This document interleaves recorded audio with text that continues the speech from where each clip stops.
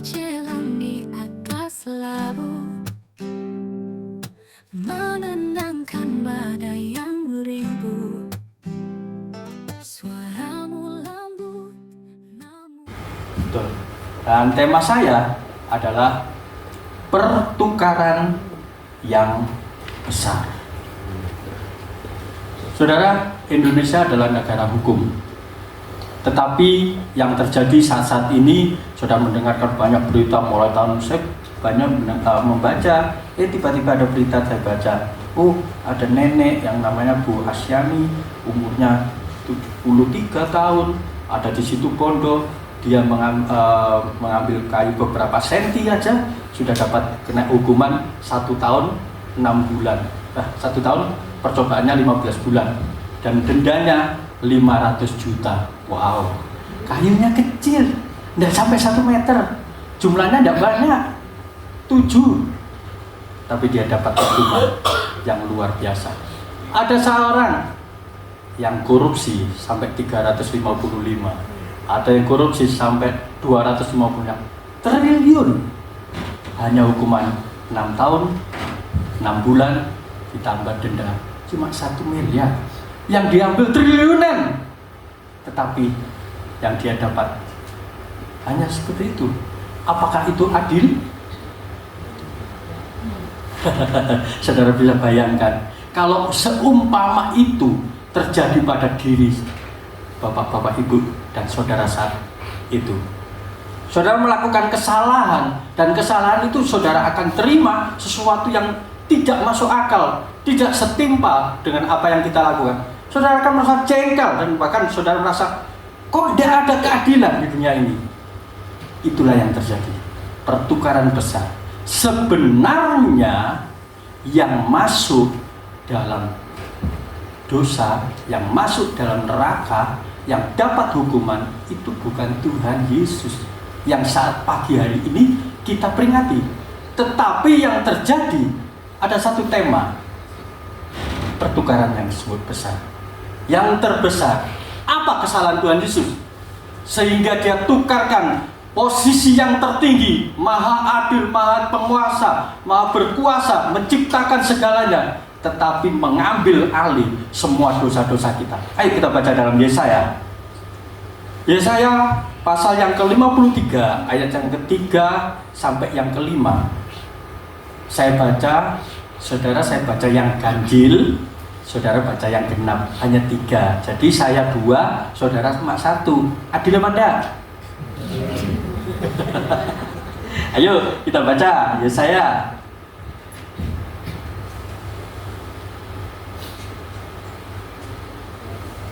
Yesaya 53 ayat yang ketiga saya akan mulai.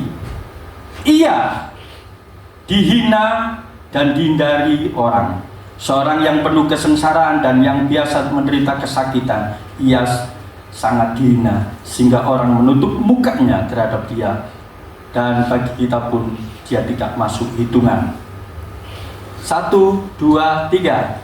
Tetapi sesungguhnya penyakit kita yang kita guna, dan kesengsaraan kita yang dipikirnya. Padahal kita mengira tidak ada pula dipukul dan dijasa. Tetapi dia tertikam oleh karena pemberontakan kita, dia dirembukan oleh karena kejahatan kita. Ganjaran yang mendatangkan keselamatan bagi kita ditimpakan kepadanya. Yang terakhir, kita baca sama-sama ya. 1, 2, 3. Dan oleh kita menjadi sembuh. 1, 2, 3, 4, 5, 6, 7, 8 dan 30. Tapi suaranya hanya nggak sampai 20. Saya ulang lagi ya. Dan oleh bilur-bilurnya Kita menjadi sembuh. amin. Suatu yang luar biasa. Sebenarnya ini dosa, apa yang harus ditimpakan kepada manusia itu diambil alih. Kita baca tadi ayat yang keempat, yang saudara kelima, tetapi dia tertikam oleh karena pemberontakan kita. Saudara, di Yesaya ini Kalau kita lihat di pasal yang ke-52, ini masih ada ini masih berhubungan 52 dan 53 ini, bagaimana ada dua dimensi, ya. Yang pertama, pelepasan atau pembebasan Sion dari perbudakan Babel. Ya. Yang kedua, dimensi yang kedua, ini nubuat bagaimana Mesias itu menyelamatkan manusia. Yang pertama secara fisik lahiriah, ya. Sion ini merupakan gambaran daripada Yerusalem saat itu, Bukit Sion atau Yerusalem, dan Tuhan sudah buktikan dibebaskan mereka dari perbudakan dan mereka merasa mendapatkan satu kemerdekaan sehingga mereka layak sebagai orang yang tidak jadi budak. Mereka bebas melakukan aktivitas seperti apanya. Yang kedua, ini adalah suatu nubuatan bagaimana Tuhan Yesus akan membuat kita yang seharusnya dosa, kalau orang yang membunuh harusnya dapat hukuman begini, yang harusnya orang mencuri dapat seperti ini dan sebagainya, itu bisa dihapuskan pada saat kita masuk kerajaan surga dan Tuhan katakan, engkau adalah anakku, engkau boleh bersama-sama dengan aku untuk menikmati surga yang mulia. Amin. Itu sudah dilakukan. Tetapi yang kedua ini Tuhan lakukan. Kalau nubuat yang kedua ini, saudara bayangkan ya, berapa tahun yang lalu sebelum Tuhan Yesus dilahirkan, ini nubuat ini sudah ada.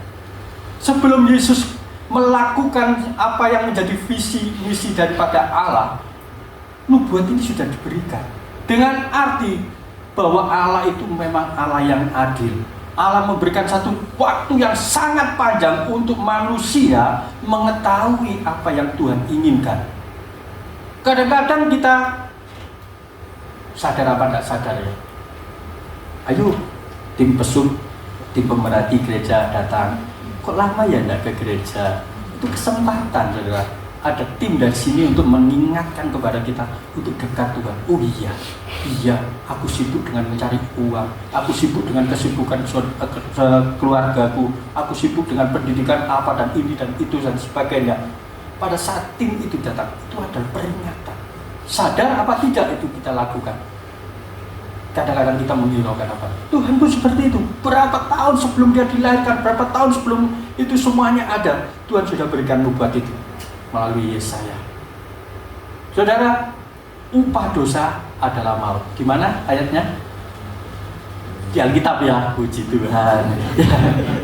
Ayo, saya minta untuk tim multimedia membantu saya buka di Roma 6 ayat yang ke-23. Ya, kita baca bersama-sama. 1, 2, 3. Setelah dosa adalah maut, tetapi karunia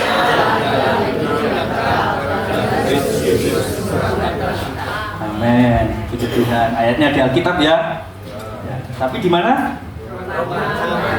Ya, nanti kalau ditanyai anaknya, cucunya, suaminya, istrinya ke gereja tadi dengarkan firman. Iya, ayatnya apa? Ya, lupa. Di ayatnya di Alkitab ya. Coba diingat lagi ya. Upah dosa adalah Coba saya mau tanya yang sebelah sini. Saya mau tanya sebelah sini dibandingkan di sebelah sini ya. Kita mau lihat perbedaan.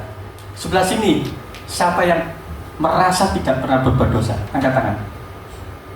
Untuk sontok. Sebelah sini orang dosa toh ya. Coba yang sebelah sini, saya ingin tahu. Mungkin ini ya, mungkin. Sebelah sini saya yakin lebih banyak pasti. Siapa yang di sini tidak pernah berbuat dosa? Dosa kabeh.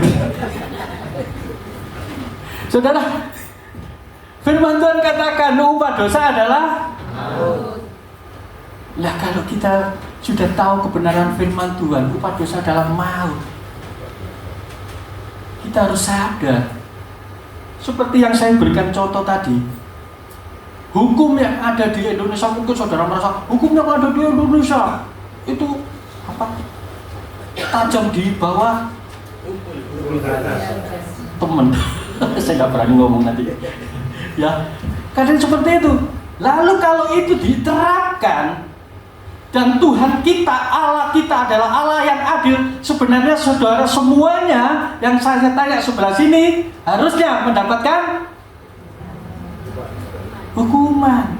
Yang sebelah sini, lah iya, kok gak sadar? Sadar akan hal itu.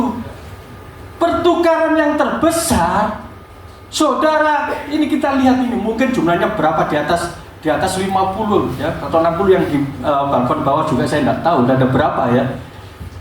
Dari semuanya ini berapa dosa yang sudah dilakukan?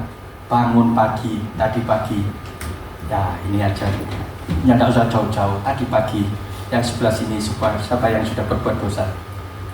Gak ngaku ya. Yang sebelah sini juga gak ngaku ya. Yaitu bangun tidur, tidak pernah mengucap syukur, apakah itu berdosa juga? Menyakitkan hati Tuhan apa tidak? Sadar apa tidak? Bangun tidur, ibu-ibu biasanya rame. Ada yang mau cepat mandi, jolali, sikat gigi, nek minta odol ketok nisor, ojo ketok dhuwur, sampai di masalah. Minta odol lah dibikin masalah kan? Ya. Iya ibu. Iya apa enggak? Ya. Bapak-bapak aman, soalnya saya juga bapak. Ya, kadang-kala seperti itu. Ya, nanti yang bapak-bapaknya itu anakmu mau sekolah, kok kamu kerjakan itu? Yang terpenting itu anakmu dulu dan sebagainya. Tidak bersyukur, bersungut-sungut, mengomel dan sebagainya. Sadar akan itu. Dan Tuhan Yesus sudah melakukan pertukaran yang besar. Pertukarannya apa? Waktu dia dihina. Ya. Slide selanjutnya, saudara lihat pertukaran itu apa? Kita lihat slide-nya, minta tolong.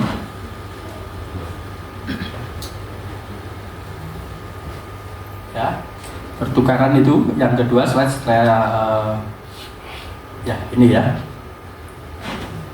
Dia terluka karena dosa kita. Yesus yang tidak pernah berdosa menggantikan kita, menggantikan saya, menggantikan bapak ibu yang saya tanya tadi, yang mengaku semua berbuat dosa. Tuhan Yesus itu karena dengan lukanya, yang karena dosa kita, dia mau ambil alih, cambukan, tusukan tombak, bahkan mahkota duri. Itu sangat menyakitkan. Itu untuk menebus dosa yang tidak pernah Tuhan Yesus lakukan, tapi untuk menggantikannya. Yang kedua, dia dihancurkan supaya kita dipulihkan, disiksa, dihina, ditinggalkan, semua karena kasih. Pada saat dia diludahi, saya yakin bukan hanya ditendang, bukan hanya dicemooh, bahkan ada yang meludah dan sebagainya. Merasa ditinggalkan, mana murid-muridku, mana orang-orang yang dekat dengan aku, mana orang yang sudah saya sembuhkan, mana orang yang mendapatkan pertolongan dari mujizat yang sudah saya lakukan. Saat itu ada, dia ditinggalkan. Dia mau melakukan hal itu untuk apa? Untuk kepada kita, karena kasihnya kepada kita. Saudara, saya tergelitik dengan kata kasih. Karena temanya ini adalah kasih. Ayo kita buka 1 Petrus 4 ayat yang ke-8. 1 Petrus 4 ayat yang ke-8. Ayo dengan suara yang keras. Kalau mau tidak hafal, mau lihat slide silakan. Kalau hafal dengan tutup mata juga tidak apa-apa. Yang penting dengan katakan dengan sangat keras. Baca dengan keras. Bukan hanya di mulut saja, tapi masukkan dalam pikiran kita, di hati kita. Tuhan, aku mau melakukan. 1, 2, 3. Tetapi yang pertama, kasihlah sungguh-sungguh seorang akan yang lain, sebab kasih menutupi banyak sekali dosa. Ya, Tuhan sudah lakukan. Kasih menutupi banyak sekali dosa, segala dosa. Itu kasih. Tuhan sudah beri contoh dengan kasih. Kadang-kadang kita, oh ya itu kan pekerjaannya Tuhan, saya ya sudah, saya terima kasih sama Tuhan. Bukan. Kasih itu bukan hanya, Tuhan sudah beri contoh bagaimana kita pun juga harus menjadi contoh. Tuhan berkata dan kita harus melakukannya. Kita tahu keadaan gereja, kita tahu keadaan teman kita, rekan jemaat dan sebagainya, butuh kasih kita, butuh pertolongan kita, butuh doa kita, butuh dukungan kita. Saat itu juga dengan kasih. Saya yakin saudara tidak akan melayani kalau tidak ada kasih. Saudara melayani dengan tidak ada kasih tidak akan lama, itu akan sirna. Tapi kalau saudara melayani dengan kasih, oh iya, aku melihat salah satu jemaat ini butuh pertolongan, dengan kasih itu menutupi segala dosa. Pasti akan terjadi sesuatu yang luar biasa. Yang ketiga, slide yang ketiga, di situ adalah dikatakan bahwa luka-lukanya membawa kesembuhan. Tadi yang terakhir saya katakan diajak, dan oleh bilur-bilurnya kita sembuh. Ya. Pengampunan sudah diberikan. Lalu damai sejahtera. Lalu pemulihan. Bukan hanya luka-luka, bukan hanya sakit penyakit yang terjadi, tetapi sesuatu yang luar biasa pasti terjadi. Saudara tahu, tim kami ini adalah tim yang saudara lihat tadi. Mereka tidak sekolah Alkitab. Mereka hanya orang-orang biasa. Ada yang jadi driver, ada yang menjadi pegawai sales dan sebagainya. Mereka bukan hamba-hamba Tuhan, tapi saya lihat mereka rindu untuk melayani. Saya ajak mereka melayani. Bahkan ada satu yang luar biasa, ditolong Tuhan. Bagaimana dia kondisinya waktu itu kena, ya syaratnya sampai dia tidak bisa bergerak dan sebagainya, pembicaranya pelan dan sebagainya. Sudah tadi dilihat, satu saat dia akan saksi. Dia tadi main musik di sini. Tuhan. Saudara, kalau saudara melihat dan katakan saudara, satu saat saudara, saya dapat jadwal pelayanan untuk WL di satu komisi pria. Tiba-tiba saya tidak pernah menduga kalau saya memiliki satu penyakit yang tidak pernah saya duga. Saya melihat satu, rasanya itu berat badan saya itu amat sangat, sampai hampir 80. Saya merasa, wah, kalau umur ber 80 ini berat dan sebagainya. Saya melakukan program diet. Anehnya saudara, dalam waktu 1 bulan saya turun 20 kilo sampai 56 56. Dan istri saya curiga, gak mungkin kamu dietin kok sampai. Tiba-tiba saya punya kesenangan untuk di rumah beli ada ikan dan sebagainya. Saudara tahu ikan patin ya? Itu kan punya senjata itu. Suatu saat menancap dari belakang saya. Saya cabut dan besoknya membengkak dan sebagainya. Akhirnya tidak sampai 1 minggu tangan saya bernanah, bengkak besar sekali lagi, dan minggu depan saya harus WL. Bagaimana? Saya itu anti dokter Sumber. Saya anti. Saya tidak mau jarum suntik. Sampai saya itu ya gara-gara COVID itu kena vaksin, sebenarnya tidak pernah disuntik. Saya merasa, waduh, anak saya udah gini, ayo periksa. Anak saya dokter tapi saya tidak pernah ya, ayo periksa. Saya ngomong nggak mau. Ya, paksa terus, malah saya buat syarat. Oke, saya mau periksa darah. Pokoknya satu keluarga semua harus periksa darah. Itu cek darah semua. Lu mahal 1.700. Ya gak mau apa? Kamu mau ya mau. Loh, ada saya lu semua sampai istri saya mau ke Surabaya. Ambil darah semua. Waktu kalian temen aku ikut ambil darah semua. Ya, saat itu ketahuan saya punya gula 460. Jadi saya jadi pabrik gula. Dan seminggunya tangan saya itu dengan bengkak ini, bagaimana saya harus WL? Akhirnya sama anak saya bilang, ayo periksa ke dokter. Saya tanya-tanya, oh iya, saya tanya sama teman-teman yang punya sakit gula. Ini periksa dokter, kondisi kayak gini. Oh ya dikerok daging. Waduh, dikerok. Lah kok gini? Waduh, wes ini loh, aku punya dokter, aku tak lobby nih, saya gak dikerok, sisi depannya, sisi belakang podo aja, dikerok. Ya, membengkak dan itu warna dan sebagainya. Waduh, amat sangat tersiksa setiap malam saya harus merasakan sakit jenuh gitu. Dan anak saya bilang gini, ya wes, karena nggak mau di dokter, tak rawat sendiri. Tapi syaratnya 1 hari tak tusuk 6 kali. Maksudnya ya, akhirnya ditusuk anaknya pagi ditusuk, oh nanti jam 10 ditusuk dan sebagainya. Oh berarti papa jam segini gulanya tinggi, ini nggak boleh makan ini dan sebagainya. Akhirnya sudah lihat sudah tangan saya ada luka pada. Tuhan sembuhkan. Bukan hanya itu saja, Tuhan pulihkan. Saya banyak kesaksian bagaimana Tuhan menolong saya. Tuhan pulihkan. Saat saya berusaha, saya punya usaha, yaitu pemotongan hewan. Saya punya pemotongan hewan, 1 hari saya harus potong bebek 300. Saya kirim di Surabaya, kirim di Bali, Malang dan sebagainya. Saudara, satu saat saya itu orang yang sangat tidak puas dengan hal itu.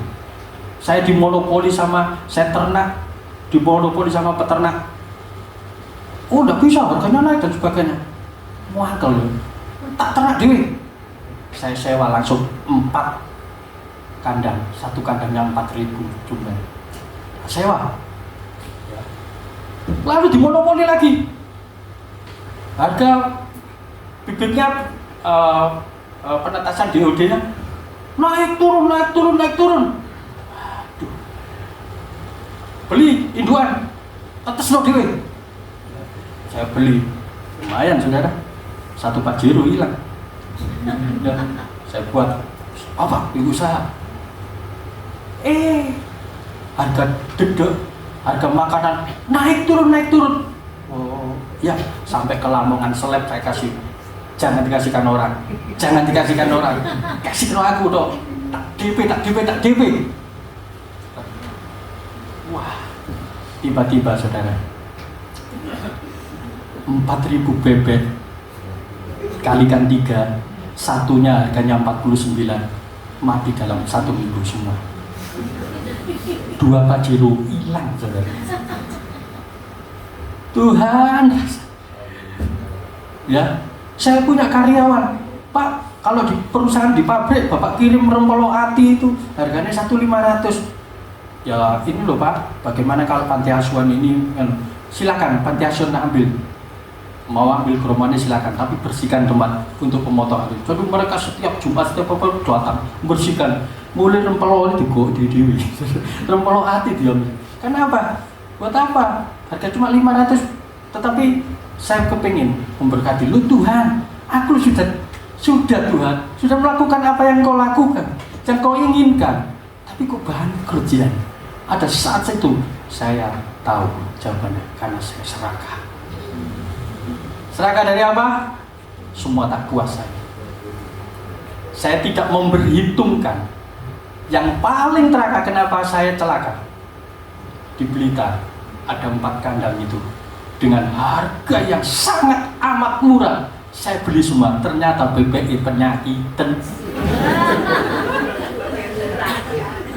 Yang harganya seharusnya 1 kilonya 23, dia jual 14. Kira-kira amat sangat jual. Dan saya dapat orderan, udah saya naikkan 1 hari 700. Wah, mumpung punya stok. Ternyata saudara, setiap hari mati 500, 400. Dinas datang, kandangku dikai kuning, 3 bulan. Karyawan ngeluh dan saya jatuh. Tapi pada saat itu saya tahu Tuhan Yesus mau memulihkan saya. Pada saat itu saya jatuh, semua saya jual, 2 mobil saya jual dan semua sudah saya jual, tidak punya sama sekali. Anak saya masuk, Pak, pilih mana Pak? Saya sekolah kedokteran, beasiswa ke Jerman, atau Papa sekolahkan saya di Indonesia. Saya mikir Jerman beasiswa, tapi ya tetap. Saya tanya teman saya yang ke dinas pendidikan, betul tak? Anak saya bilang, oh ya betul. Tapi aku duden-duden. Iya, tapi ini kan yang gratis itu biasanya nggak enak. Kalau di Indonesia kan dokter umum dulu nih di sana langsung mata ya mata, anu mata. Lah engko nek pas anakmu kayak forensik, lu yo.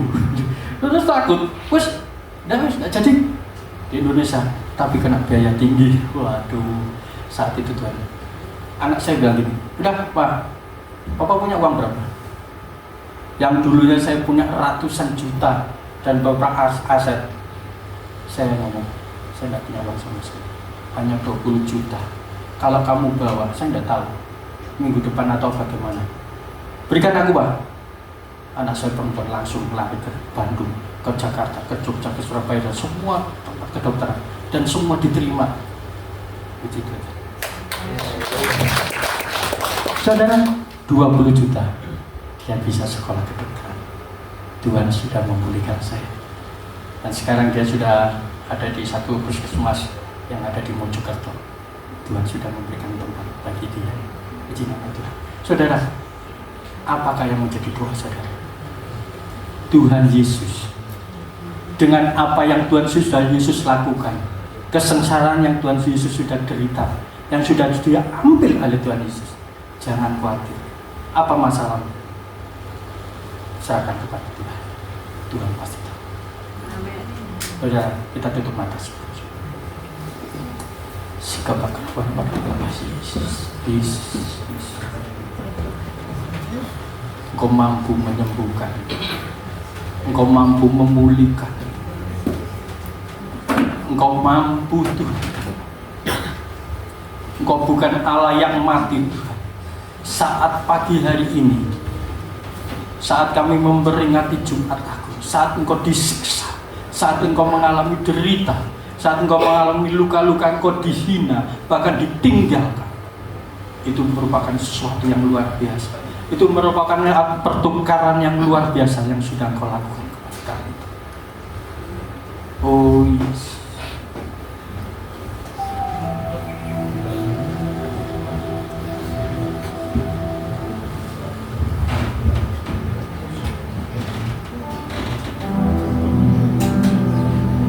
Ada pujian yang mengingatkan kami, mengingatkan saya untuk memanggil namanya terus.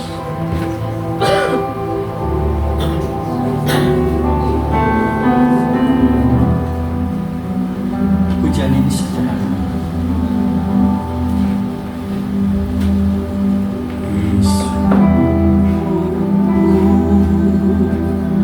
Yesus,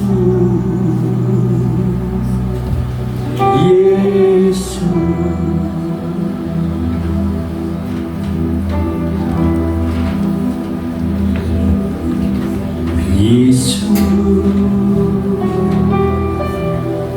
Yesus, semua tutup mata. Oh, the light breaks through the stained glass, a whisper in the air, calling my name.